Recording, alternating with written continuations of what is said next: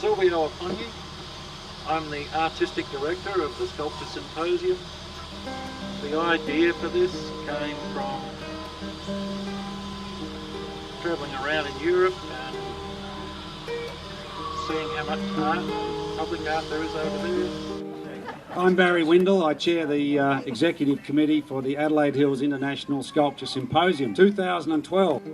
That Executive Committee, made up of Silvio and myself, Natalia upon you behind me, Chris Still-Scott and Nigel Still-Scott. That's the core group.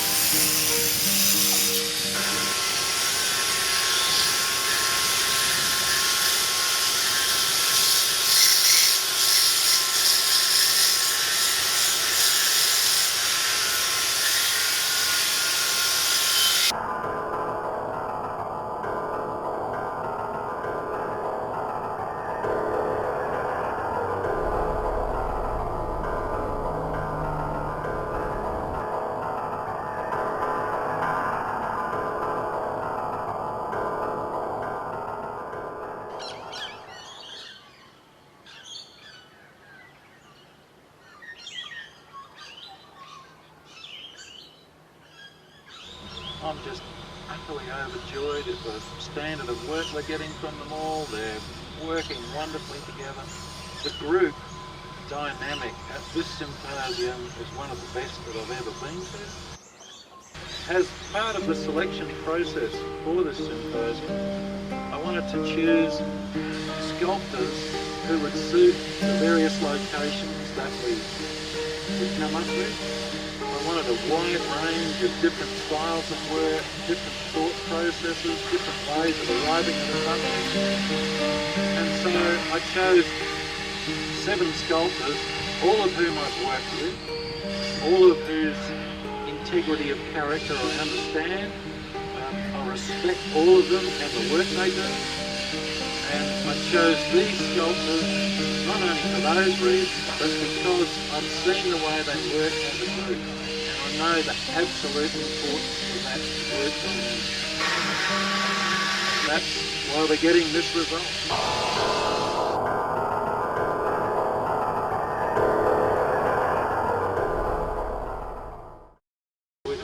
It's good food, they're all commenting on fabulous food, the way we're looking after them, if there's any concern. The organisation of this symposium is one of the best that I've ever attended. They've been telling me stories about symposia they went to where the power didn't arrive for a week in a 3-week symposium.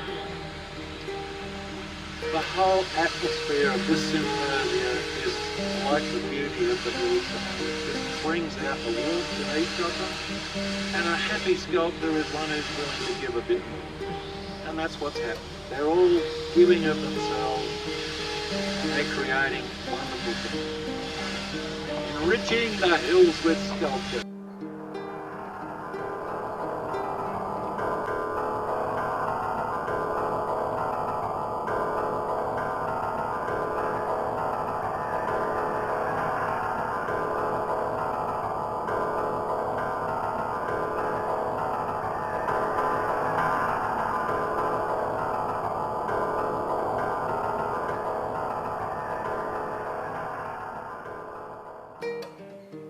I'd hoped for, wonderful works, but the pieces that are happening, I'm just overjoyed.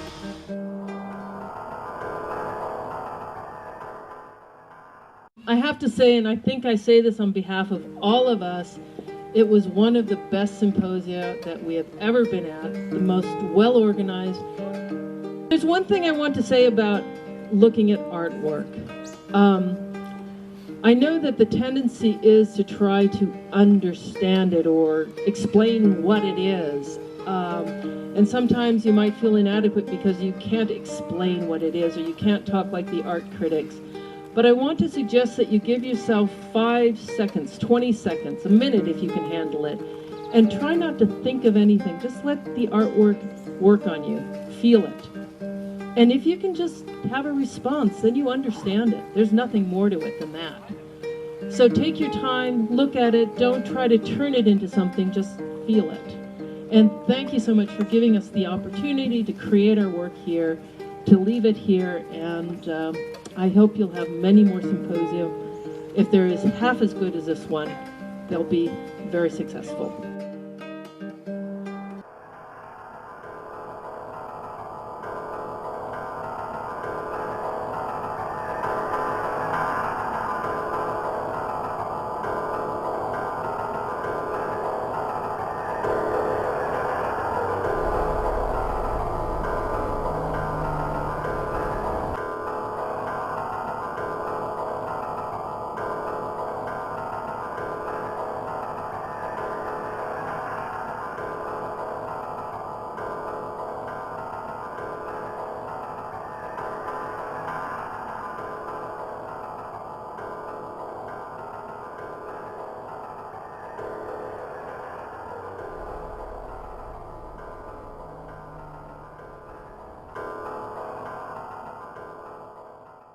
I was surrounded by all these bicycles with their bright shiny helmets and cooling vents. I had this snap of an idea, so I decided to do a peloton.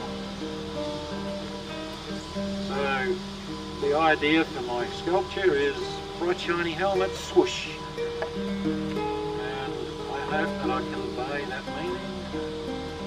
That's what mine's about.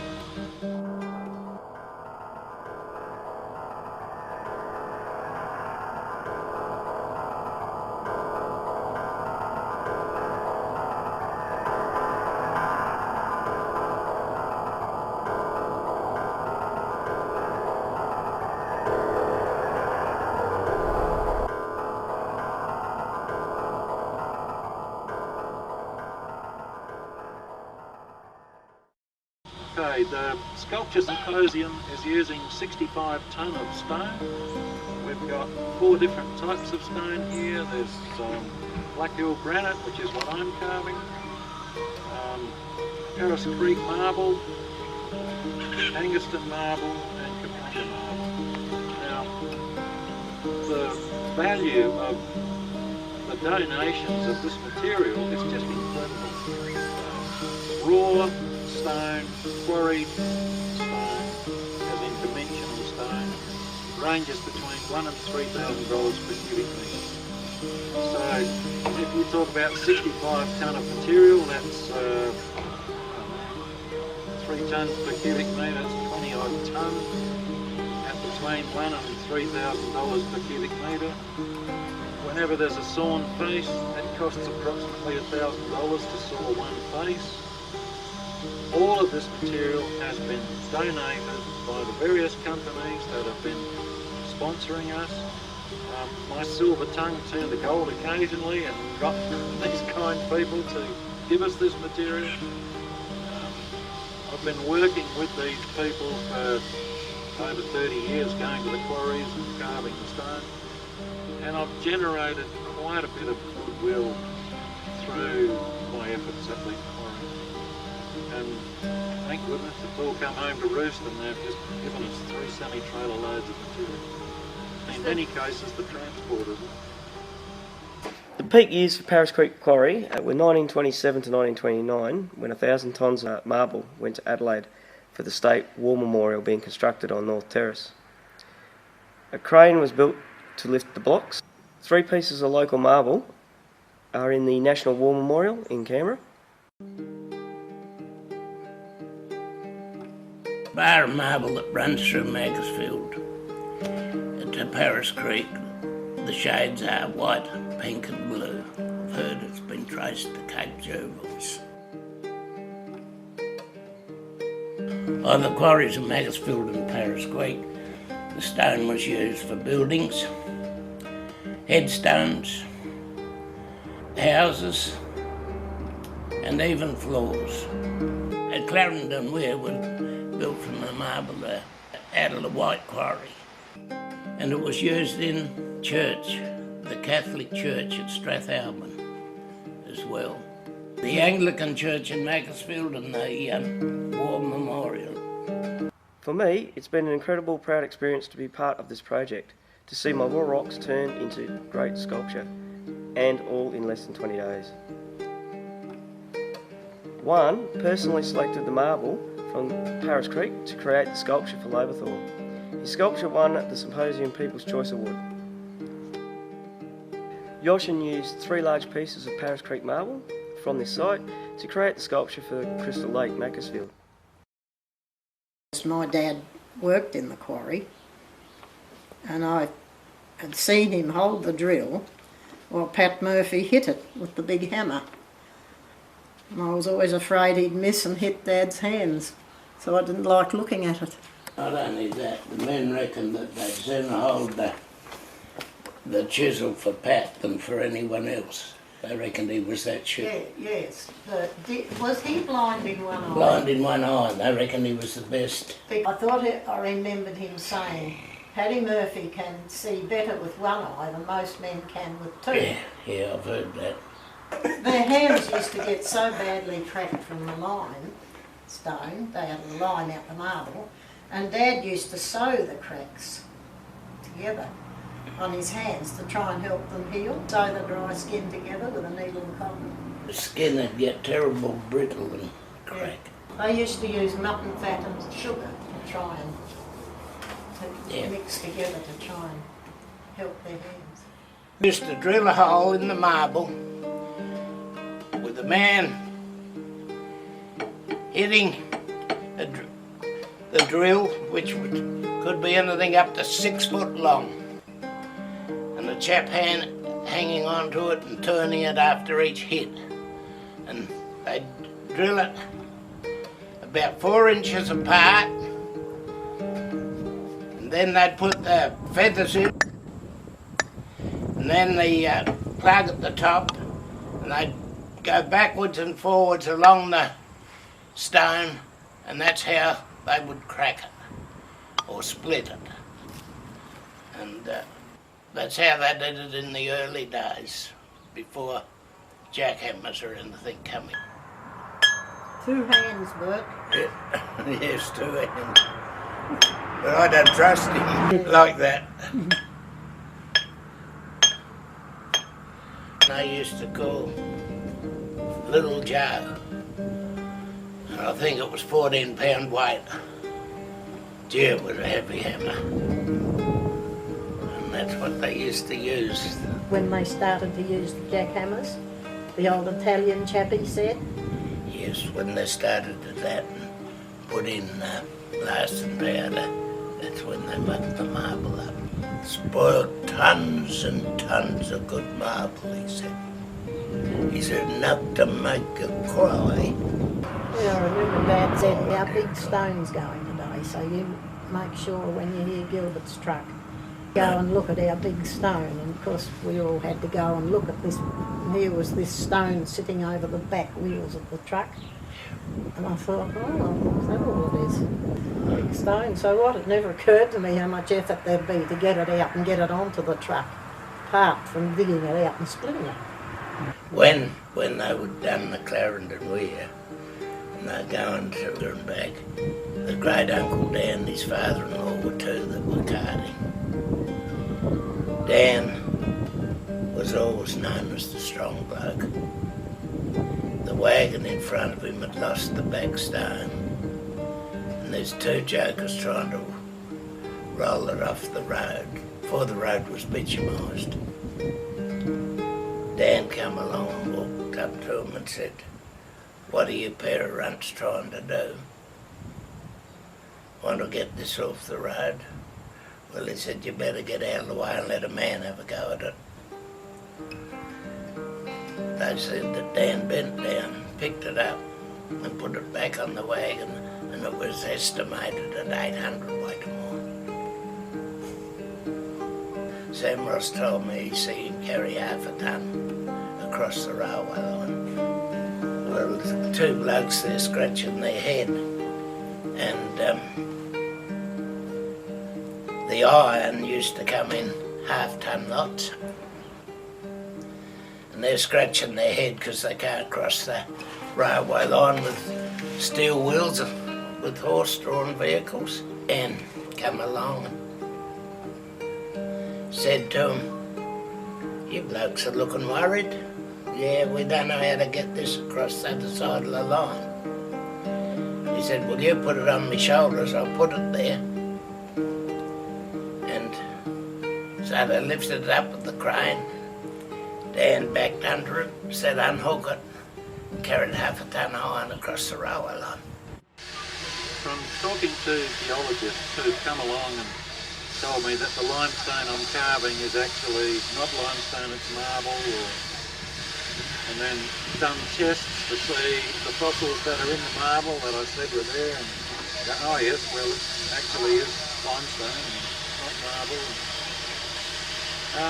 From what other people have told me, the process of forming marble occurs like this. There's a continental shelf somewhere with a deep abyss.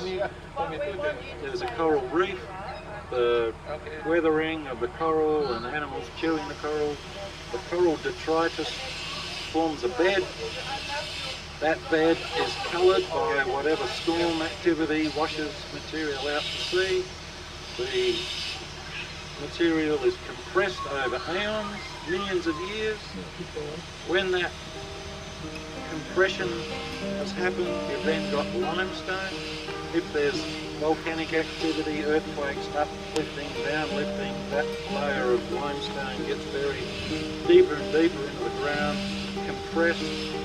If there's then volcanic activity and there's molten lava, extrudes up through the earth, melts that limestone, metamorphoses it into marble.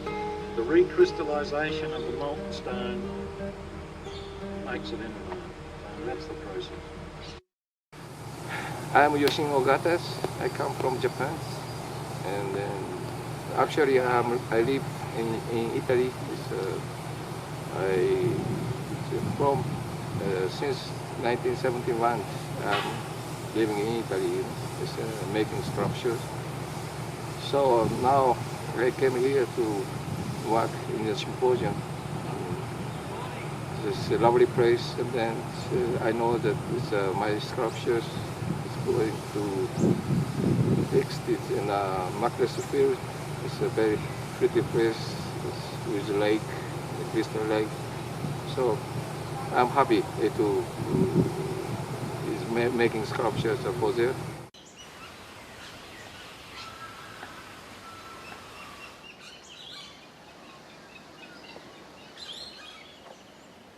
Crystal Lake was completed on the 13th of February 1932, and about 400 people attended the opening.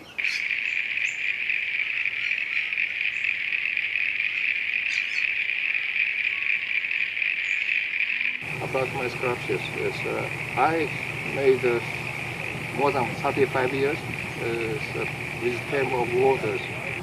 That's why I'm very interested in this the water shape, and then water make a cycle. So I used to use this for my sculpture, this type of the motif. And then another reason I made, maybe I have worked as a fisherman for 1 year when I was young. So always I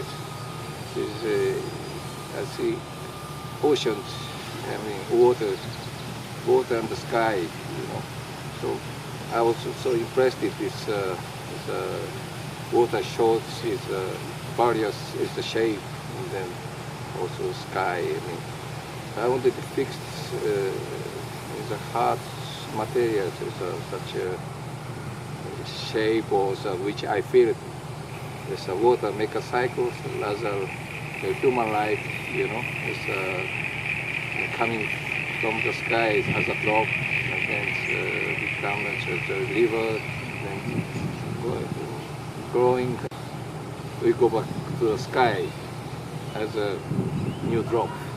So that is a philosophy of our human life, you know. I used to use this for my sculptures as a wave, that because wave is up and down, you know, the move means it's life. It's not the decision that is important. The community clearly demonstrated their enthusiasm for this magnificent sculpture and access to our Crystal Lake Park, that within a few months of fundraising, most of the money required had been raised. Yoshin Agati's sculpture is a valuable gift to Macclesfield, which will make Crystal Lake a park of regional, if not international, significance.